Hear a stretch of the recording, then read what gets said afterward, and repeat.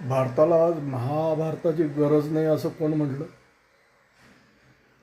ज्या महाभारतामध्ये कृष्णाने न्याय व्हावा म्हणून गीता सांगितली, ज्या गीतेच्या आधारावर माऊलींनी ज्ञानेश्वरी लिहिली, ज्या ज्ञानेश्वरीचा अभ्यास करून तुकाराम महाराजांनी गाथा लिहिली, ज्या तुकाराम महाराजांच्या गाथेचा आणि त्यांचा प्रभाव महाराजांवर पडला आणि त्यांनी स्वराज्य स्थापन केलं, ज्या मातृत्वाचं वर्णन माऊलींनी ज्ञानेश्वरीत केलं, अशा मातृत्व हे महाराजांना लाभलं, त्यांनी अफजल खान फाडला.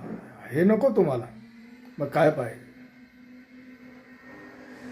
टोपडे क्षत्रिय, ह्या टोपड्यांना ब्रह्मदेवसुद्धा सुधरू शकत नाही.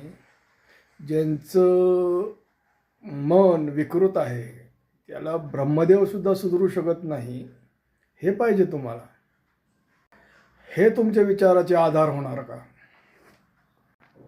आपला एक माणूस आता चांगल्या लोकात वावरतो, त्याचं पोरगं 40 एकर जमीन लाटतं आणि तो म्हणतो मला सुधारलंच नाही. कसं सुधरण?